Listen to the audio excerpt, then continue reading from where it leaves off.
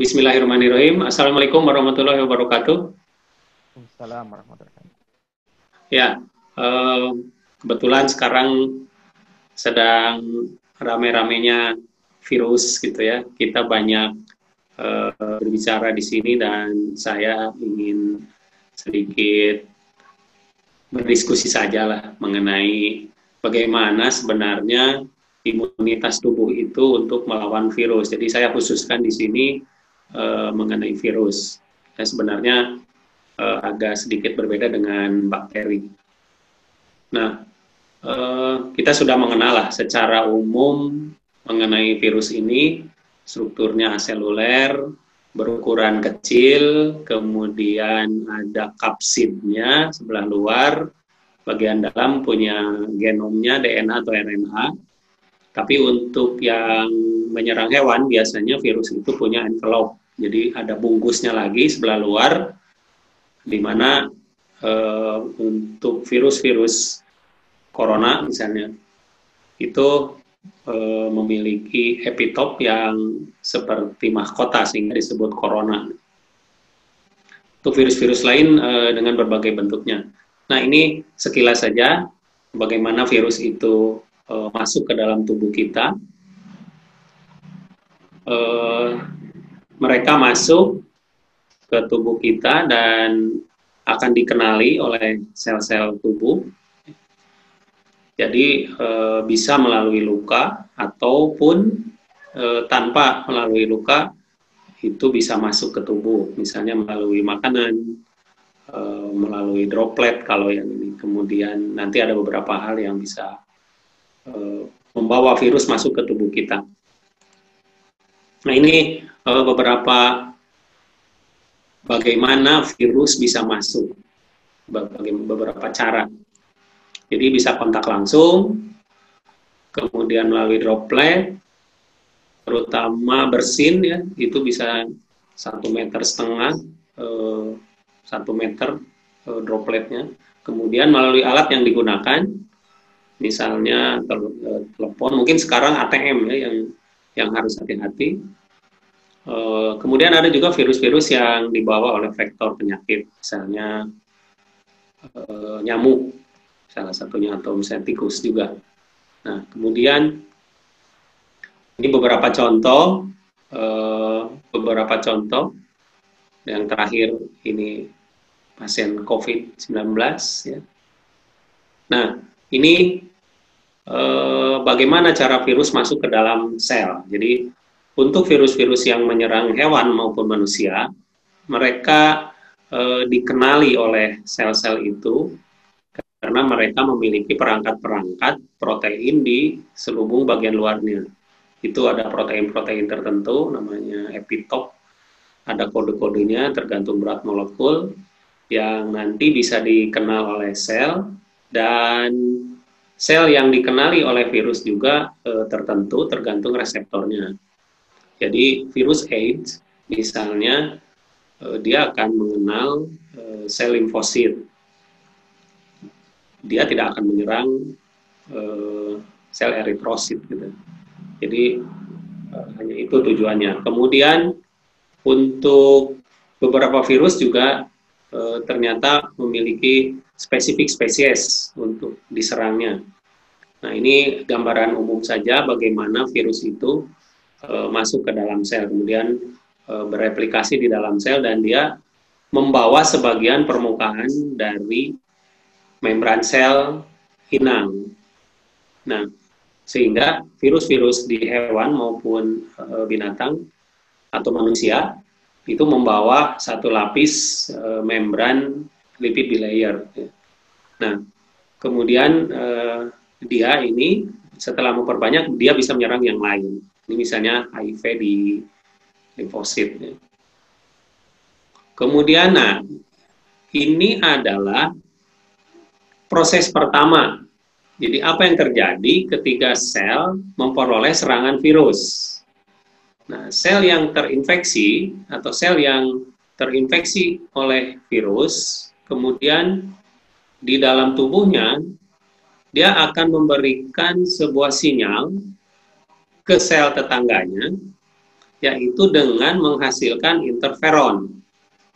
Nah, interferon ini suatu molekul protein yang akan dikenal oleh sel tetangganya, dan sel itu akan siap-siap melawan virus yang akan masuk. Gitu. Jadi kalau misalnya virus itu juga menyerang dia dan masuk, maka di dalamnya sudah siap. Biasanya yang dihancurkan itu genom virus itu. Sehingga interferon ini membantu sel tetangganya yang tidak diserang oleh virus untuk siap-siap menerima virus dan menghancurkannya.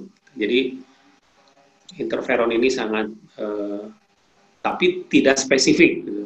Jadi virus apapun polanya sama. Nah, selanjutnya ini yang aktivitas limfosit B. Jadi kalau virus ini dikenal oleh limfosit.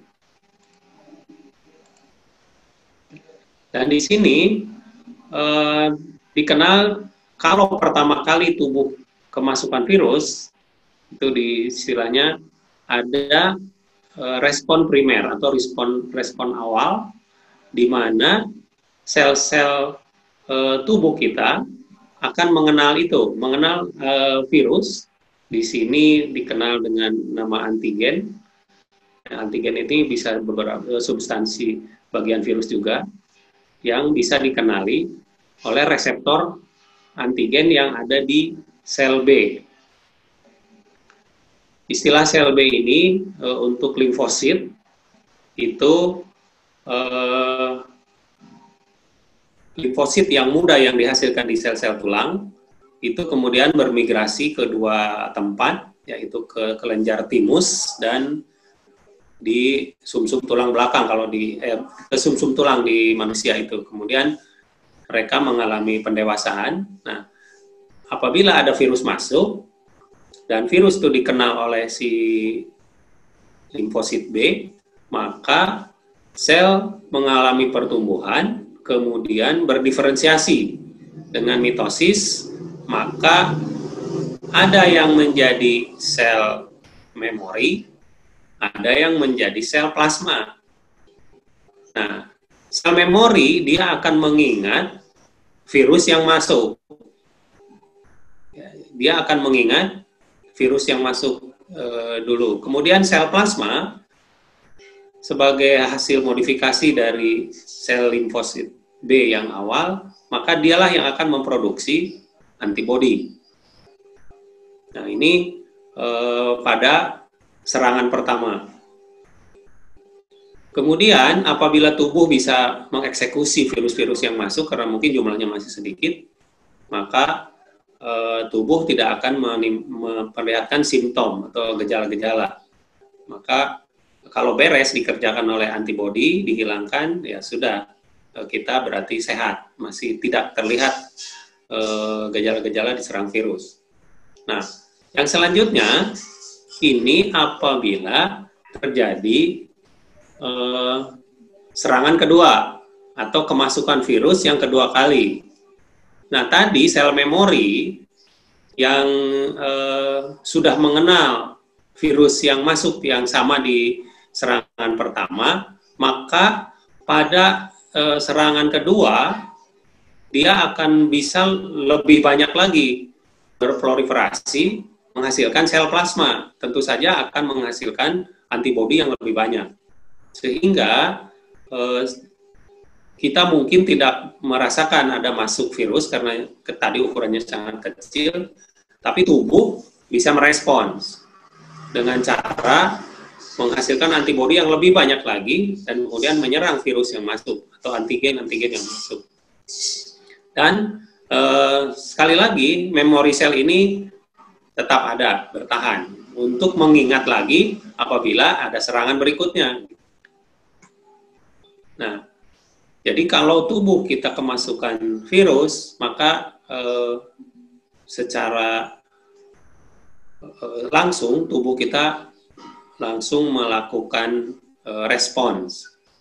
Nah, respon ini tentu saja memerlukan waktu adaptasi dulu gitu, untuk menyiapkan sampai menghasilkan antibodi. Sehingga kalau kita lihat sekarang cara menangani virus corona ini ada rapid test. Nah, rapid test itu adalah mendeteksi antibodi yang muncul.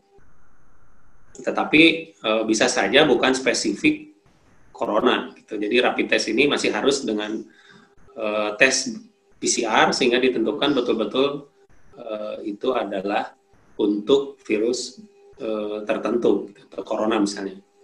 Nah, selanjutnya saya ingin mengenalkan gambaran mengenai antigen dan antibodi. Jadi satu antigen ini biasanya memiliki beberapa epitop atau tonjolan-tonjolan protein yang akan dikenali oleh antigen. Nah, antigen sendiri di sini memiliki antigen binding site yang akan mengenal berinteraksi dengan epitop yang ada di virus misalnya. Nah, interaksinya bisa ada ikatan hidrogen, ada interaksi van der Waals. Jadi ikatan-ikatan kimia yang terjadi di sana spesifik juga. Nah, satu antigen ini bisa dikenali oleh molekul-molekul antibodi yang memiliki antigen binding site yang berbeda ya. Ini gambaran umumnya. Jadi antibodi ini terdiri dari protein, maka seseorang yang kekurangan protein tentu saja akan sangat mudah dikenai penyakit karena imunitasnya tidak baik. Jadi bagaimana untuk mempertahankan tubuh supaya imunitasnya bagus? Ya tentu saja salah satunya adalah dihasilkannya antibodi ini yang sumber awalnya atau sumber dasarnya adalah senyawa protein. Jadi tentu saja protein, asupan protein dari makanan itu harus bagus. Mungkin nanti kita yang akan lebih melihat. Nah, ini contoh beberapa tipe dari antibodi. Oh maaf, ini saya tulisannya salah ya. Ini harusnya antibodi. Jadi IG ini singkatan dari imunoglobulin. Nah, tipenya ada G, ada M, ada A, ada D, ada E. Nanti Bapak Ibu bisa membaca di sini, dan yang paling umum adalah yang G ini. Ini sangat banyak di sirkulasi kita. Jadi dia bisa berikatan dengan patogen, kemudian mengaktifkan komplement protein, di mana komplement ini juga nanti bisa mengaktifkan sel T. Kemudian ada yang M, ini merupakan antibodi yang sangat besar ya jumlahnya. Kemudian ada yang A,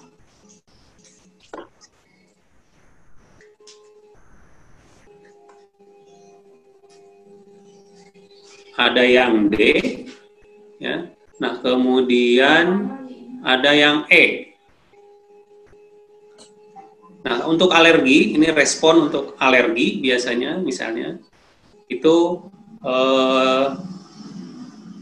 antigen ini atau antibodi ini akan mengenal antigen-antigen yang berupa alergen, di mana nanti basofil dan mast cell akan menghasilkan histamin. Nah, ini tadi bagaimana ada hubungannya dengan kondisi-kondisi pada saat serangan-serangan atau kemasukan virus pertama kali dan kemasukan virus yang kedua kali. Jadi kita bisa lihat di sini bagaimana jumlah antibodi yang ada dalam tubuh. Jadi pada saat pertama kali antigen masuk, maka ini ada masa laten, masa adaptasi dulu, sebelum nanti tubuh kita mulai memproduksi antibodi dengan jumlah yang banyak. Nah, sampai puncaknya, maka sekarang orang banyak di karantina selama 14 hari, kira-kira. Gitu. Jadi ini respon tubuh kita untuk menghasilkan antibodi memang memerlukan waktu. Nah, kemudian jumlahnya nanti akan turun karena sebagian dihancurkan lagi Nah, nanti kalau misalnya di sini dimasukkan lagi untuk antigen X misalnya yang biru, maka pada waktu berikutnya jumlah antibodi akan sangat meningkat. Jadi ini sebagai secondary immune response terhadap antigen X. Nah, jadi tubuh kita memerlukan adaptasi dan tentu saja karena tadi saya katakan antibodi itu berasal dari protein, maka jumlah asupan protein yang ke dalam tubuh kita juga sangat menentukan jumlah antibodi yang bisa dihasilkan. Nah, jumlah di sini, kalau Bapak Ibu lihat di sini, jumlah di sini sebenarnya bukan jumlah secara keseluruhan, karena ini sudah terhitung dengan antibodi yang sudah menempel di antigen. Ya, jadi jumlah ini adalah jumlah yang bebas di misalnya di pembuluh darah. Gitu. Jadi kalau jumlahnya di sini, ini berarti ada yang berikatan juga dengan antigen. Nah, sebagian yang bebas yang bisa dideteksi, misalnya dengan rapid test itu adalah yang bebas. Ya. Nah, kemudian itu tadi antibodi ini dihasilkan oleh sel B. Nah, bagaimana dengan sel atau bagaimana interaksi antigen dengan antibodi itu? Jadi antibodi ini bisa melakukan suatu kegiatan yang pertama misalnya dinetralkan. Jadi virusnya dikerubungi lah. Gitu. Kemudian dia dibawa nanti ke makrofag untuk dikonsumsi oleh makrofag. Jadi difagositasi, kemudian virusnya dimatikan. Atau aglutinasi. Jadi bakteri ataupun virus dikumpulkan oleh antibodi, kemudian sama nanti akan diberikan ke makrofag untuk dimakan. Begitupun yang presipitasi, jadi dikumpulkan dengan mekanisme yang agak berbeda, gitu. Kemudian dia juga akan dibawa ke sini. Atau ada juga mekanisme dengan mengaktifkan komplement atau molekul-molekul protein khusus, di mana protein ini akan menyebabkan terbentuknya hole atau lubang-lubang pada sel-sel yang terkena oleh virus. Sehingga nanti sel itu hancur. Jadi akan mengalami lisis, sehingga nanti si virus terdedah keluar dan di sana banyak antibodi. Sehingga dia tidak tersembunyi dan dikenali oleh antibodi dan nanti dimakan oleh makrofag. Nah, selanjutnya ini pengenalan antigen oleh limfosit T, karena dalam tubuh kita ada limfosit B, ada limfosit T. Yang T ini itu dimatangkan di kelenjar timus. Nah, kelenjar timus ini semakin meningkat usia, maka kelenjar timus itu mengalami penyusutan. Maka mungkin Bapak Ibu sudah banyak memperoleh informasi yang rentan kena virus corona ini adalah dengan usia 50 atau 60 ke atas. Karena semakin tua, kelenjar timus itu semakin mengecil, tentu saja limfosit T ini akan semakin berkurang. Sehingga aktivitas imunitas tubuh juga otomatis berkurang, sehingga akan lebih mudah, beda dengan anak-anak yang masih muda.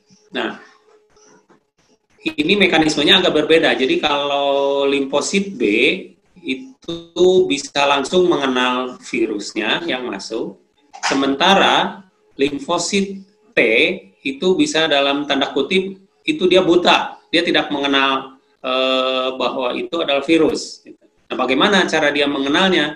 Yang pertama, si limfosit T ini harus dikenalkan pertama kali oleh antigen presenting cell. Jadi sel-sel yang memperlihatkan bahwa di tubuh itu ada antigen.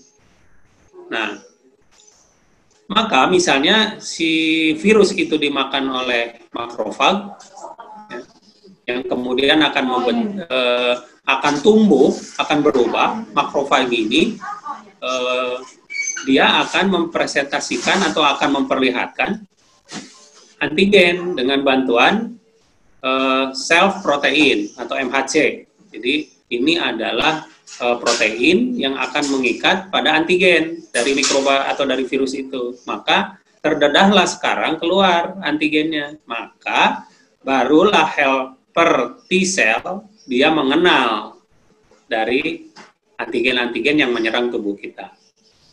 Nah, kemudian nanti helper T cell ini akan melakukan kegiatan berikutnya. Jadi di sini dia bisa membantu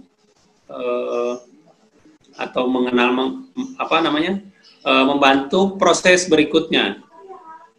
Nah, ini limfosite yang lain. Ini disebut sitostik T atau sel, di mana sel ini berikatan dengan sel-sel yang terinfeksi, kemudian menghancurkannya, seperti tadi.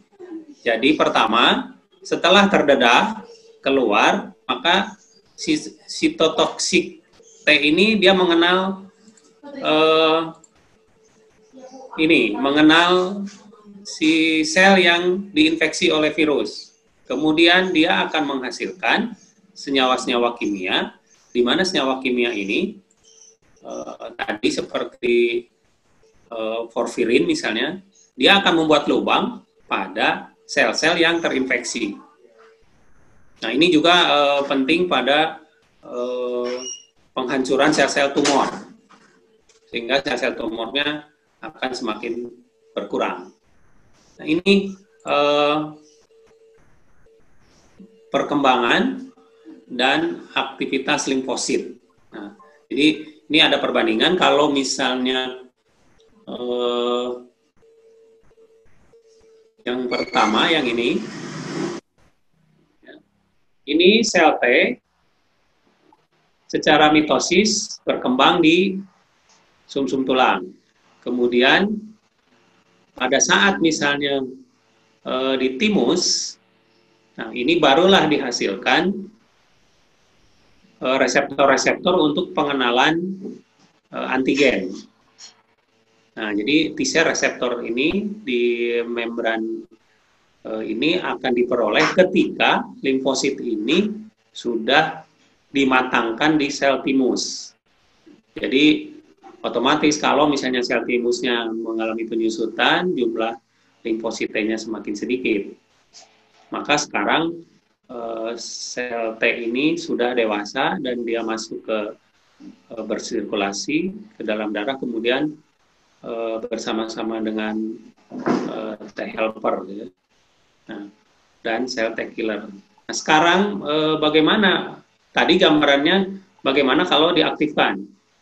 Jadi pada saat misalnya antigen ini masuk ke dalam sel-sel tubuh yang terinfeksi, maka tadi sel helper dia akan mengenalnya, kemudian T killer juga mengenalnya, kemudian si helper akan berproliferasi dengan cara mitosis.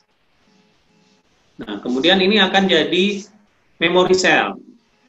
Dan yang helper T cell yang satu lagi akan mensekresikan sitokin yang dapat menstimulasi sel B untuk berkembang biak atau bermitosis, ya, untuk menghasilkan sel plasma dan sel memori, sehingga sel plasma makin banyak, antibodi juga nanti bisa dihasilkan lebih banyak untuk mengenal antigen yang masuk di sini. Nah, sementara killer T cell dia mengalami juga mitosis, ya, kemudian berkembang menjadi sel memori juga. Sementara yang satu dia akan langsung menyerang sel-sel yang terinfeksi atau sel-sel tubuh yang terinfeksi. Kemudian dia menghancurkannya dengan kemampuan dia untuk menghancurkan sel ini. Jadi biasanya kebanyakan membuat lubang-lubang seperti tadi, sehingga sel-sel menjadi hancur. Nah, ini kebanyakan dia misalnya menghancurkan sel-sel tumor di tubuh kita. Jadi itu kayaknya yang bisa saya presentasikan, Pak Wahyu, sekedar pengenalan bagaimana tubuh kita mendeteksi, kemudian melawan dari virus-virus yang masuk ke dalam tubuh, sehingga kita bisa melawan virus itu. Terima kasih dari saya.